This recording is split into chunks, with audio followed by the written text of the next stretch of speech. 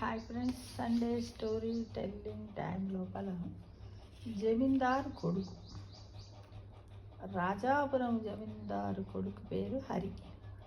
ఒకగానొక వారసుడు కావడంతో గారాబంగా పెరిగాడు మరియు రాజుగారు కూడా పెంచాడు. అలా ప్రేమానురాగాలతో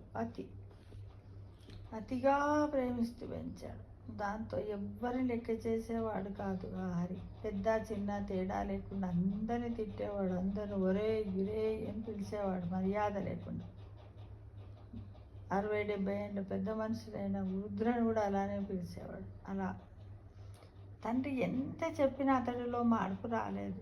సరికదా, ఆస్తి మొత్తానికి ఏకైక వారసుని గర్వంతో పొగరుగా సమాధానం చెప్పేవాడు. ఒరే అట్లా మాట్లాడొద్దురా, చెయ్యొద్దురా అని రాజుగారు చెప్తా, ఏంది నేను అట్లనే మాట్లాడతా అని ఎదురు చెప్పేవాడు.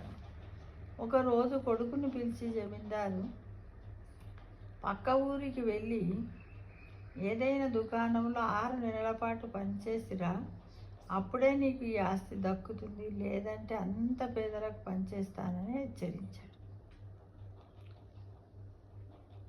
మరో మార్గం లేక ఇష్టంగానే సరేనన్నాడు హరి. మరుసటి రోజే పక్క ఊరికి వెళ్ళి ఓ మిఠాయి దుకాణంలో పనికి కుదిరాడు. అలవాటు ప్రకారం వచ్చిన వారందరిపైన కసురుకోసాగాడు.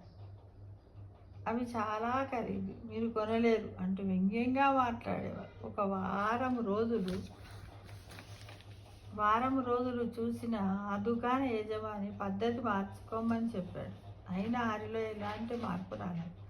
క్రమంగా దుకాణానికి వచ్చేవారు తగ్గిపోవడంతో అతని యొక్క వ్యాపారం కూడా దివాలా తీసింది. అప్పుడు ఆ యజమాని, స్వీట్ హోమ్ యజమాని ఆలోచించి హరిని పనిలోంచి తీసేశాడు. అలా 2 రోజులు గడిచాయి. తండ్రి విధించిన గడువుకు ముందే ఇంటికి వెళ్తే ఆస్తి దక్కదేమోనన్న భయంతో తనను మళ్ళీ పనిలోకి తీసుకోమని యజమానిని బతిమాలాడు. తీసుకోవడం కుదరదంటూ మొహం మీదే చెప్పాడు ఆయన. ఈసారి యజమాని ఇంటికి వెళ్ళి మరీ ప్రాధేయపడ్డాడు. అయితే ఆయన అవేమి పట్టించుకోకుండా, చెప్పేది నీకు కాదా, నడు, ఎందుకు వస్తున్నావు, అంత మంచిగా నడిచే నా దుకాణాన్ని, నా వ్యాపారాన్ని దెబ్బతీసావు, నడు నడు నడు, నా ముందు కనపడకని బెదిరించాడు అనమాట.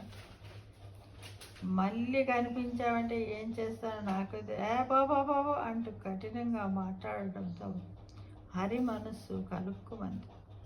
అందరినీ తాను తిట్టడమే కానీ అంతవరకు తనని ఎవ్వరూ చిన్న మాట కూడా అనకపోవడంతో ఆ బాధ ఎలా ఉంటుందో తెలిసొచ్చింది. ఎవరికి? హరికి. ఆ హరి ఎవరు? రాజాపురం జమీందారి గారి ఏకైక పుత్రుడు. అప్పుడు తెలుసు. అతడి కళ్ళలో నీళ్లు తిరగడాన్ని గమనించిన యజమాని, ఇప్పుడు నీకు అర్థమైందనుకుంటాను, అందరిని కసురుకుంటావా, అందరిని అంటావా అన్నాడు. కనీస మర్యాద గౌరవం లేకుండా ఇష్టానుసారంగా మాట్లాడితే అవతలి వాళ్ళ మనసు ఎంత వేదన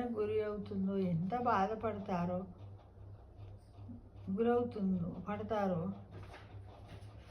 అన్నాడు. నిజమేనండి, ఇంతకాలం చాలా తప్పుగా ప్రవర్తించాను. ఇంకెప్పుడు ఎవరిని చులకనగా చూడను, అమర్యాదగా మాట్లాడను అంటూ చేతులు జోడించాడు హరి. ఎవరి దగ్గర? దుకాణ యజమాని దగ్గర. కొడుకులో వచ్చిన మార్పు గురించి తెలుసుకొని ఎంతో సంతోషించాడు జమీందారు. అంటే ఏదైనా తన దాకా వస్తేనే తెలుస్తుంది. తన దాకా ఏ విషయం రాకపోయినా అందరు కూడా దాన్ని ఏం చేస్తారు, ఈజీగా తీసుకుంటారు అన్నమాట. అంతేగా మరి.